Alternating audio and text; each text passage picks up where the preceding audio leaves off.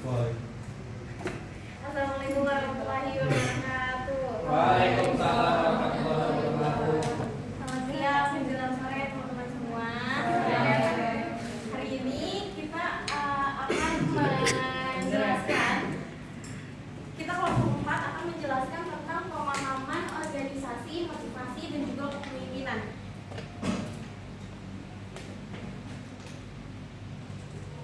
Anggota kelompok kita yang pertama ada Nazwa, yang kedua ada saya sendiri Agustina, selanjutnya ada Fatima, terus juga ada Siti Nuralisa dan juga ada Pak Ziki. Selanjutnya materi yang pertama adalah tentang pengertian organisasi yang akan dijelaskan oleh Fatima.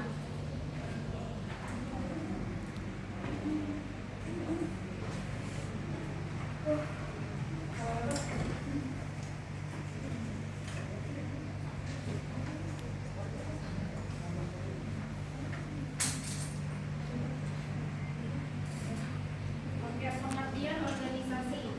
Secara sederhana, organisasi adalah kumpulan manusia atau badan yang bekerja sama dalam mencapai tujuan bersama yang berdiri atas pembagian kerja dan tanggung jawab bersama. Tujuan organisasi: 1.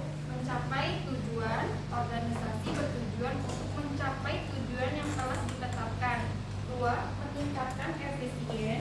Organisasi bertujuan untuk meningkatkan efisien dan efektivitas dalam mencapai tujuan. 3. Meningkatkan kualitas. Organisasi bertujuan untuk meningkatkan kualitas produk atau jasa yang dihasilkan. Contoh organisasinya adalah perusahaan. Perusahaan adalah organisasi yang bertujuan untuk menghasilkan produk atau jasa untuk mendapatkan keuntungan. Yang kedua, lembaga pemerintah. Lembaga pemerintah adalah organisasi yang bertujuan untuk memberikan pelayanan kepada masyarakat. Yang ketiga itu adalah yayasan. Yayasan adalah organisasi yang bertujuan untuk memberikan bantuan kepada masyarakat. Selanjutnya, struktur organisasi.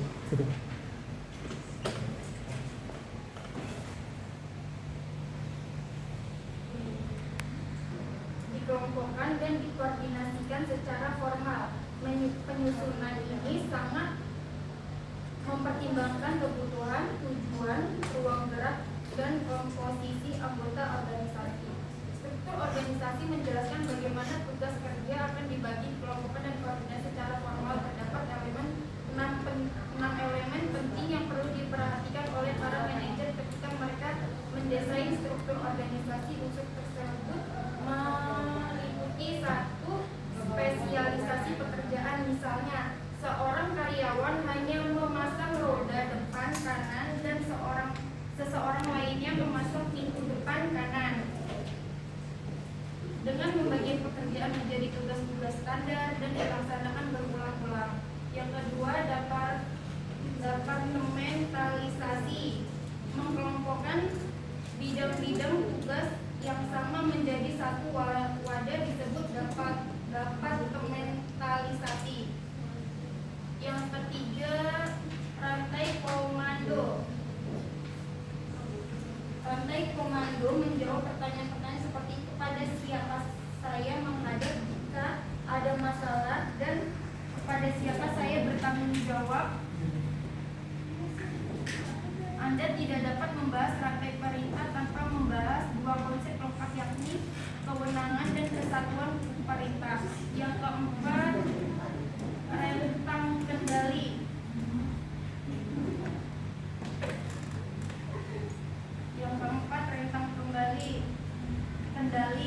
Rentang kendali adalah jumlah bawahan atau karyawan yang diawasi oleh seorang manajer atau atasan dalam suatu struktur organisasi. Contohnya, jika seorang manajer memiliki 5 orang yang melapor langsung kepadanya, maka rentang kendalinya adalah 5. Yang kelima itu ada sentralisasi dan desentralisasi. Istilah sentralisasi mengacu pada terpusatnya pengambilan keputusan di titik tunggal dalam organisasi. Konsep tersebut hanya mengakui kewenangan formal, yaitu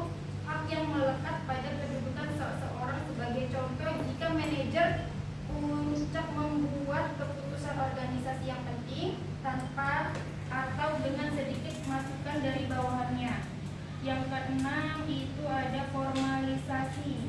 Formalisasi mengacu pada suatu tingkat di mana pekerjaan dalam organisasi dibakukan.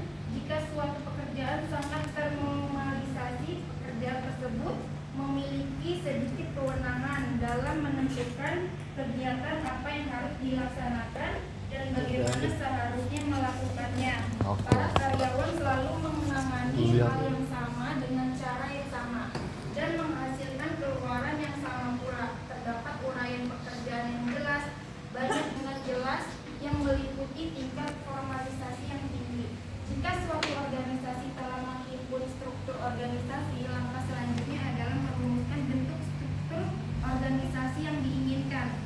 Struktur yang dipilih sangat ditentukan oleh tujuan umum bentuk struktur organisasi. 1. Struktur sederhana.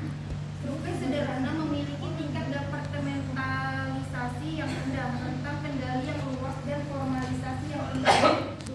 Birokrasi. Birokrasi dicirikan dengan padatnya tugas-tugas operasional rutin yang harus dicapai melalui beragam persyaratan. Yang ketiga itu ada struktur matris. Pada dasarnya matris menggabungkan dua bentuk departementalisasi fungsi dan produk. Karakteristik struktural yang paling menonjol dari matris adalah pelanggaran konsep kesatuan perintah karyawan. Pada matris mempunyai dua manajer fungsional dan perintah kada. Yes, saya kembalikan ke moderator. Oke, selanjutnya ada Najwa. Selanjutnya yaitu dinamika organisasi. Organisasi dibentuk oleh manusia sehingga wajar saja pasti terjadi perubahan seiring dengan manusia yang selalu ingin berubah. Perubahan organisasi disebut dengan dinamika organisasi. Dinamika organisasi diharapkan dapat meningkatkan kualitas dan kinerja organisasi. Hal ini bertujuan agar organisasi tetap fokus pada tujuan utamanya. Berikut beberapa perubahan yang terjadi pada organisasi. Yang pertama, dorongan untuk berubah. Hampir semua organisasi akan harus menyesuaikan diri dengan lingkungan modern budaya, kebijakan dan praktik sumber daya manusia harus berubah agar mampu menarik dan mempertahankan angkatan kerja yang lebih beraneka ragam. Banyak perusahaan untuk pelatihan guna menata kemampuan membaca, matematika, komputer, dan keterampilan lain untuk karyawannya. Selanjutnya, mengelola perubahan berencana. Perusahaan pabrik mobil besar menghabiskan miliaran dolar untuk memasang robot yang upgrade. Bidang yang akan memanfaatkan baru itu adalah bagian pengendalian mobil. Peralatan canggih yang dikendalikan komputer itu akan digunakan untuk memperbaiki secara mencolok kemampuan perusahaan menemukan dan mengoreksi catatan. Oleh sebab itu, manajemen mengantisipasi penolakan karyawan yang cukup kuat terhadap peralatan baru itu.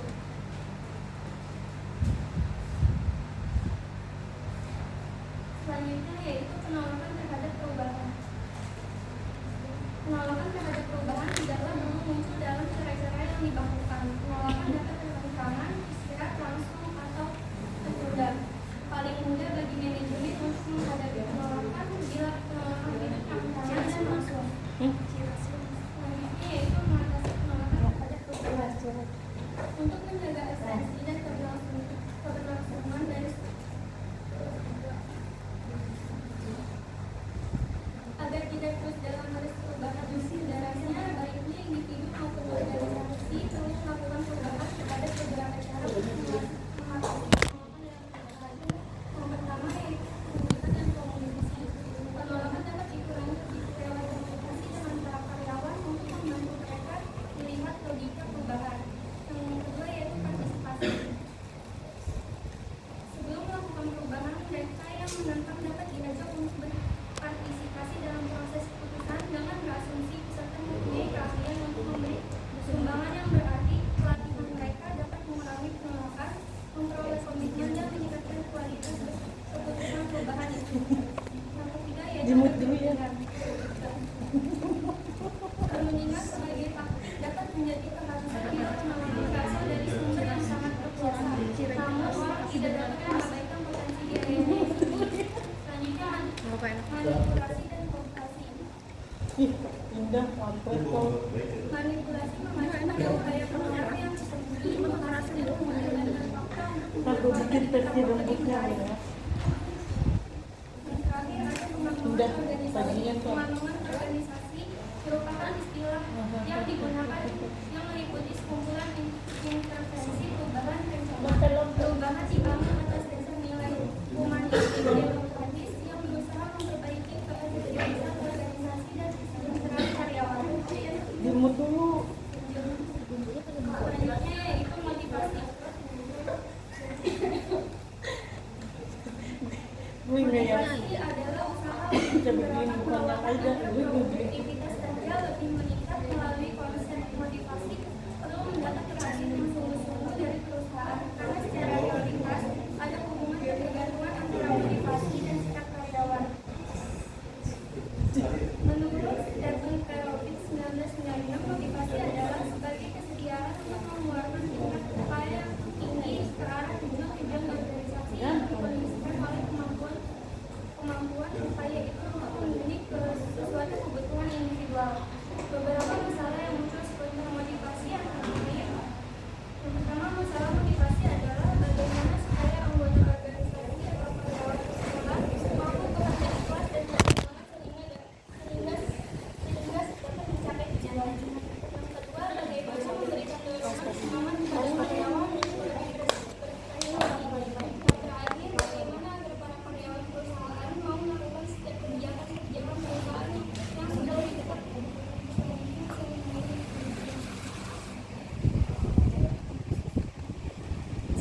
Selanjutnya itu ada jadi kan motivasi itu dibagi menjadi dua ya, internal sama eksternal. Nah itu akan dijelaskan oleh Fadil. Ya, selanjutnya itu ada motivasi internal. Itu kebutuhan atau keinginan yang ada dalam seorang akan menimbulkan motivasi internal. Kalau eksternal itu yaitu faktor pendorong dari luar, yaitu faktor-faktor yang diberikan oleh perusahaan meliputi suasana kerja, gaji, kebijaksanaan perusahaan dan hubungan kerja seperti kenaikan pangkat dan tanggung jawab.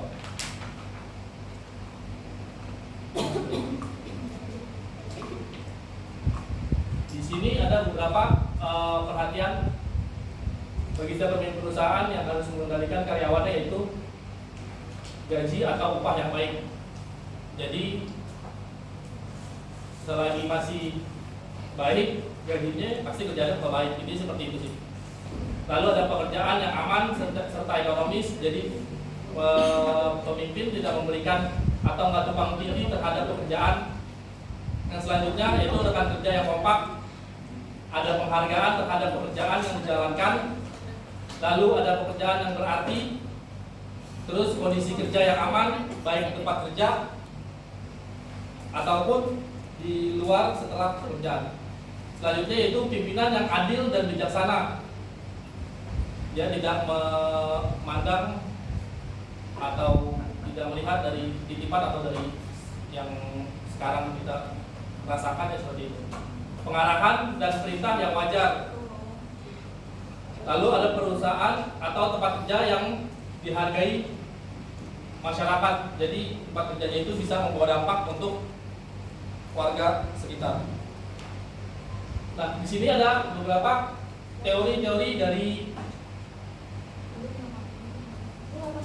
Yang pertama itu ada teori X dan yang X.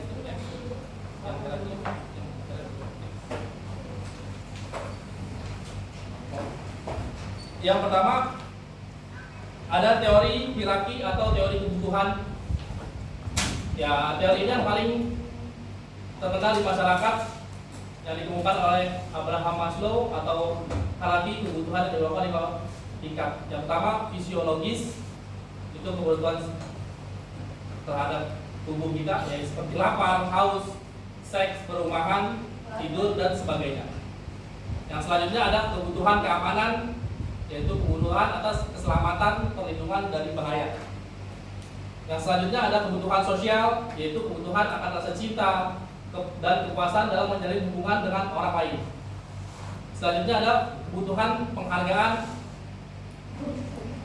kebutuhan akan status kedudukan, kehormatan diri atau pengakuan dan prestasi.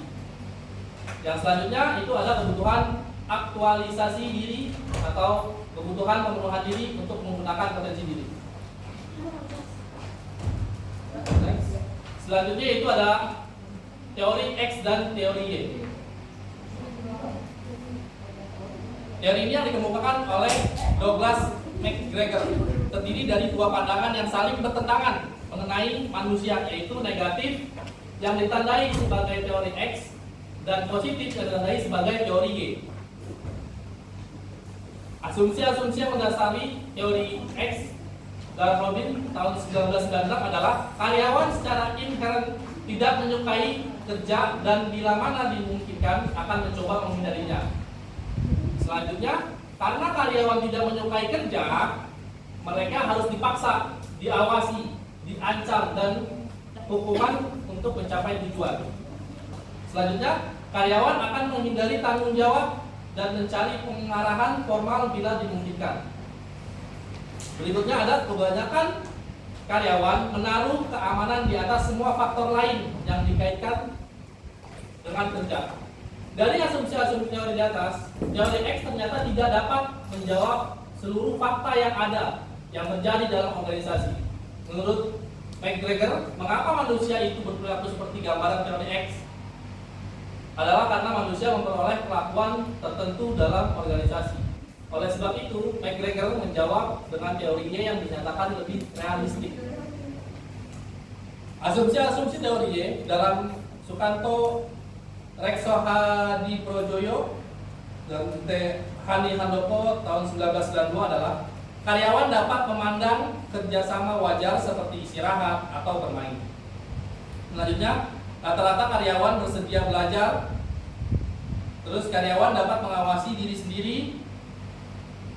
Ada kemampuan yang besar dalam kecerdikan, kreativitas, data, imajinasi untuk memecahkan masalah-masalah organisasi. Selanjutnya, keterkaitan kepada tujuan organisasi. Teori ini dapat lebih mengarah tercapai motivasi yang lebih tinggi dan menaikkan kemungkinan terpenuhi kebutuhan individu dan organisasi. Selanjutnya itu ada teori dari motivasi Hegel. Teori ini mengajak untuk memandang proses yang secara langsung mengaitkan pendekatan yang didasarkan pada tindakan atau motivasi yang positif. Dan selain itu teori ini juga dikemukakan oleh Patrick Halsbrook. Menurut Patrick Force tahun 1998, rangkaian kondisi pertama tersebut faktor motivator yang membuat seseorang yang mampu memuaskan dan mendorong untuk bekerja. Yang pertama itu adalah faktor motivator. Faktor ini kunci untuk menciptakan motivasi positif, terdiri dari beberapa hal: keberhasilan pelaksanaan atau pencapaian, pengakuan, pekerjaan itu sendiri. Yang selanjutnya ada faktor hidden. Faktor yang menyebabkan orang kecewa dan tidak puas, terdiri dari kebijakan dan proses administrasi perusahaan, pengawas atau supervisi, kondisi kerja, gaji yang mungkin masih dibilang tidak sesuai harapan, atau hubungan dan rekan sejawat, kehidupan pribadi, status, dan jaminan keamanan. Yang selanjutnya itu adalah teori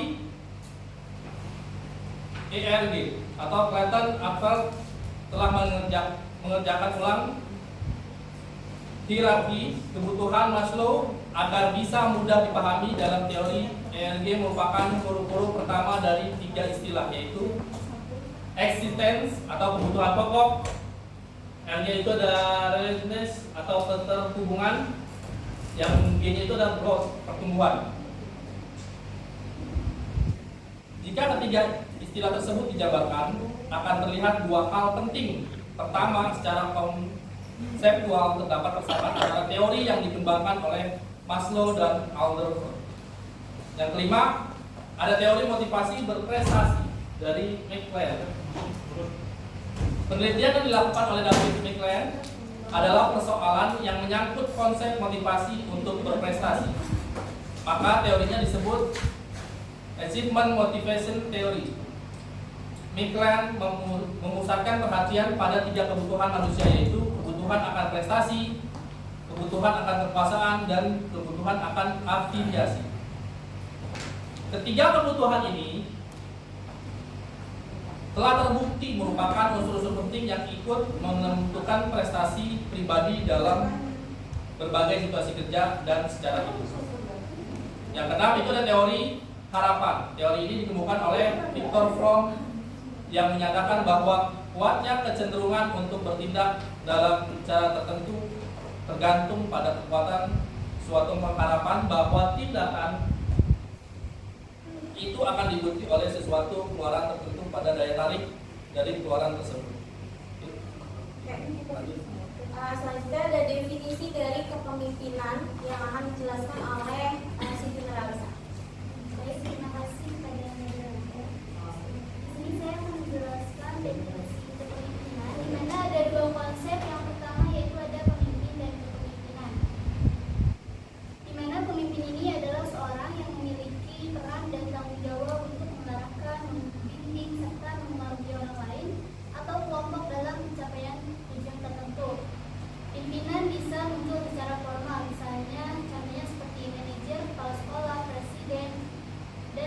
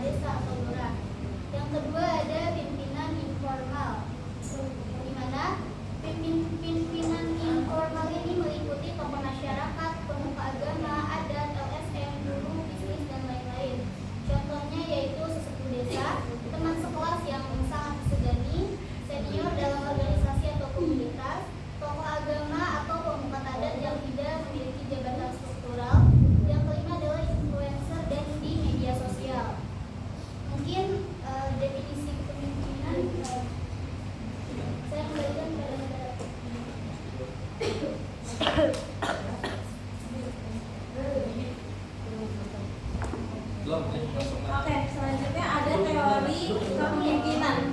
Jadi sebelum masuk ke penjelasannya, teman-teman ada yang tahu nggak sih teori kepemimpinan itu apa?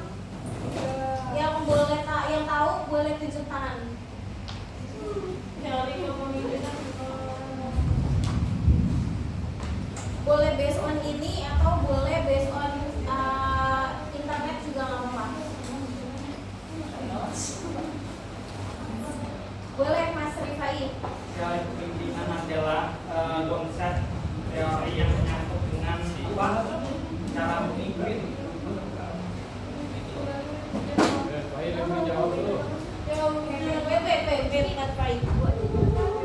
Udah nggak apa-apa. Fatima diam di situ. Biar nggak banyak gerak. Teori kepemimpinan adalah konsep yang bagaimana seseorang itu memimpin dengan pembawaannya. Oke. Pembawaannya tersebut mana mau membawa santai atau membawa kepemimpinannya menuju tujuan tersebut. Berarti menurut Mas Fai itu teori kepemimpinan dilihat dari gimana caranya sih pemimpin itu memberikan contoh gitu ya. Membawa. Ya, betul. Jadi teori kepemimpinan itu adalah sebuah konsep atau pendekatan yang menjelaskan tentang bagaimana sih seseorang atau seorang pemimpin supaya menjadi contoh yang baik kepada karyawannya, dan juga faktor-faktor apa saja yang bisa bikin kepemimpinan dia selama periodenya itu berhasil gitu. Terus selanjutnya teori kepemimpinan itu menurut Rival, Feitzal dan juga Denny Mulyadi tahun 2009 itu terdapat 3 teori. Yang pertama itu teori sifat. Teori sifat itu adalah teori yang gak semua orang tuh punya. Jadi ada seorang pemimpin itu ada satu sifat yang memang dia tuh kayak udah melekat jadi ciri khas si pemimpin itu, dan belum tentu pemimpin yang lain itu juga mempunyai sifat yang sama gitu. Terus selanjutnya ada teori kepribadian perilaku. Nah, kalau teori kepribadian perilaku ini tuh biasanya perilaku pemimpin yang dia harus mempelajarinya dulu terlebih dahulu gitu, supaya dia bisa menjadi seorang pemimpin yang baik. Contohnya kayak gimana caranya dia komunikasi sama klien, dan juga gimana caranya dia memberikan motivasi kepada karyawannya. Selanjutnya juga bagaimana caranya dia mengambil keputusan yang tepat ketika ada masalah di suatu perusahaan. Gimana sih? Oke, selanjutnya yang ketiga itu ada teori kepemimpinan situasional. Nah, kalau teori kepemimpinan situasional itu adalah teori suatu pendekatan terhadap kepemimpinan yang menyatakan bahwa pemimpin itu memahami perilakunya. Terus di sini tuh ada model-model kepemimpinannya. Yang pertama ada model kepemimpinan kontingensi, yang kedua model partisipasi pemimpin oleh Firun dan Diekon, model jalur tujuan, model kepemimpinan situasional Hersey-Glenn chart, dan juga pendekatan hubungan berpasangan vertikal. Nah, jadi model kepemimpinan kontingensi itu adalah jadi kepemimpinan kontingensi itu benar nih. Jadi kalau model kepemimpinan kontingensi itu dikembangkan oleh Figler. Nah, beliau mengatakan bahwa kontingensi ini itu adalah salah satu kegiatan efektif kepemimpinan yang memiliki dalil bahwa prestasi kelompok itu tergantung pada interaksi dan juga gaya kepemimpinan serta situasi yang mendukung di suatu perusahaan. Terus biasanya kalau misalnya kontingensi ini itu memiliki 2 cara gaya kepemimpinan. Yang pertama itu ada gaya berorientasi pada tugas, yang biasanya kita sering dikasih sama bos gitu ya, atau manajer, kita dikasih tugas doang. Terus yang kedua itu ada gaya berorientasi pada hubungan, yang dimana kayak dia tuh lebih mementingkan kayak kemanusiaan, kayak ibaratnya kayak kita kerja memanusiakan manusia gitu. Terus selanjutnya model partisipasi pemimpin oleh Virum dan Newton. Tentunya ini dijelaskan oleh Virum dan Newton ya. Jadi model ini tuh suatu teori kepemimpinan yang memberikan seperangkat aturan untuk menentukan ragam dan juga banyaknya pengambilan keputusan di suatu perusahaan seperti itu.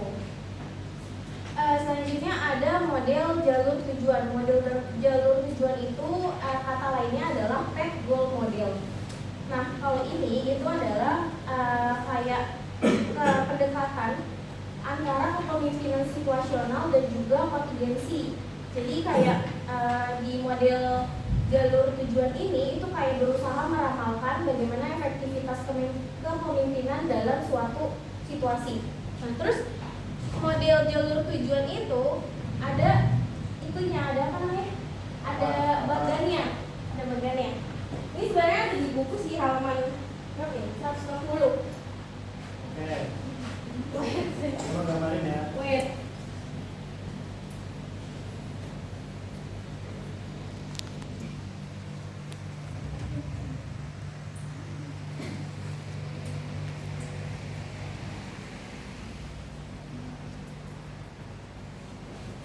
Kedengarannya ini.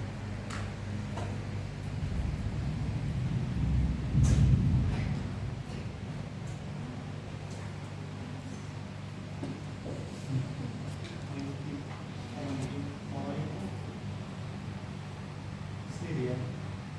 Iya.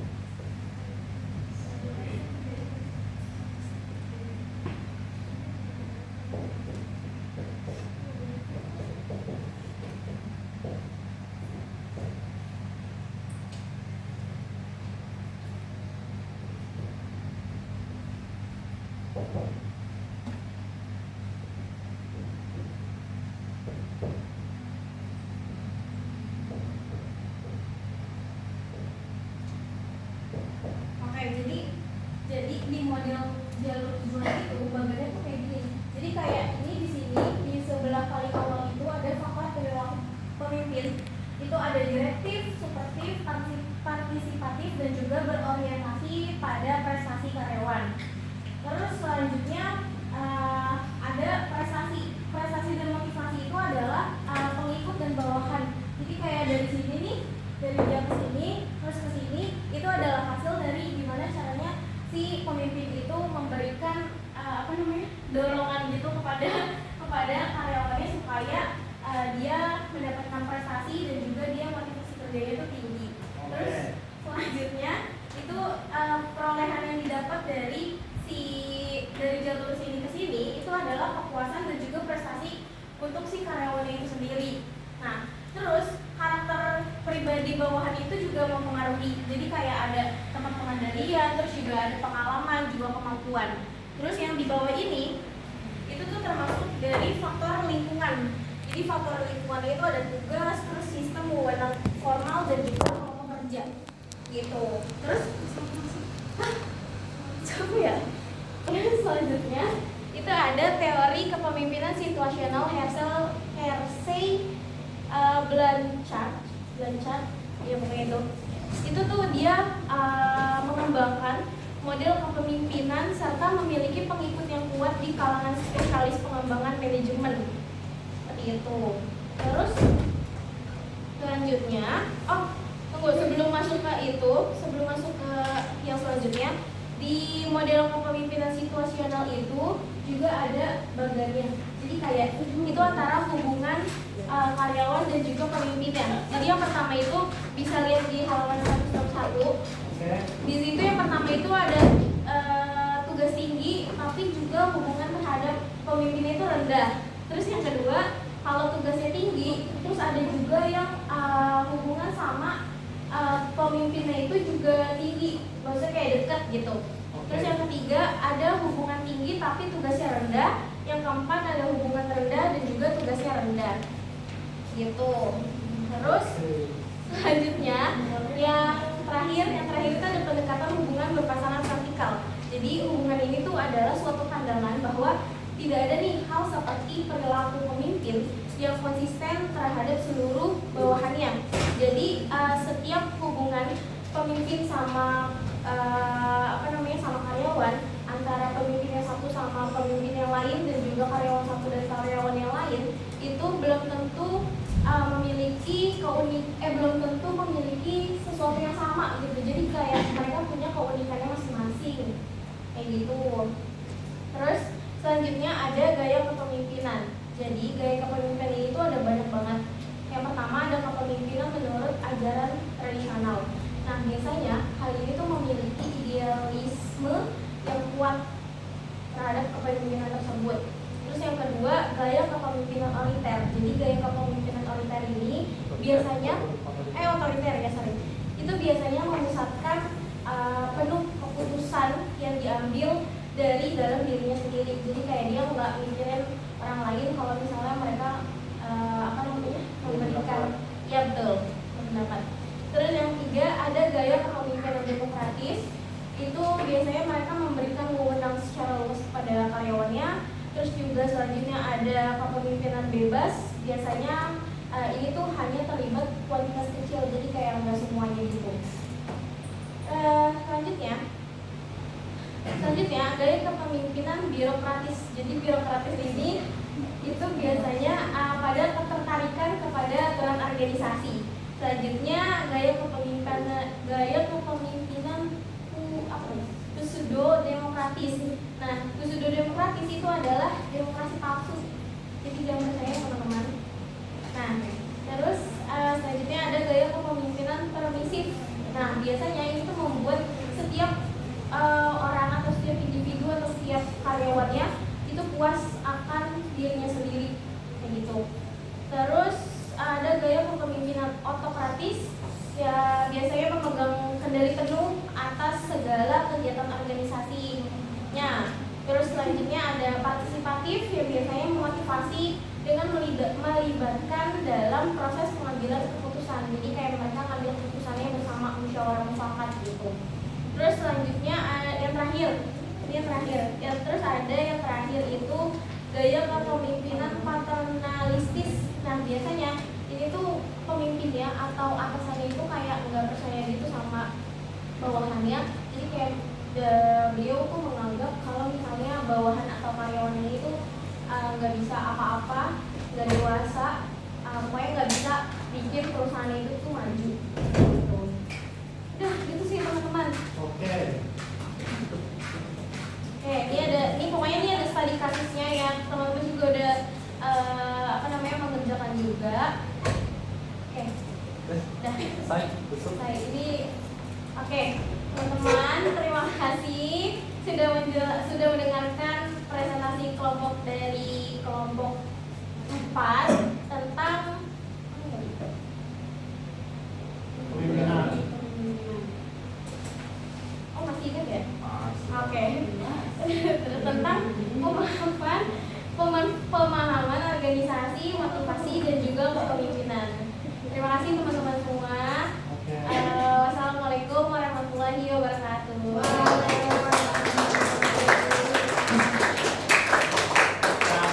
Dino buat besok absen presensi yang besok katanya suruh masukin yang studi kasusnya buat absensi. Oke, terima kasih. Bisa teman-teman.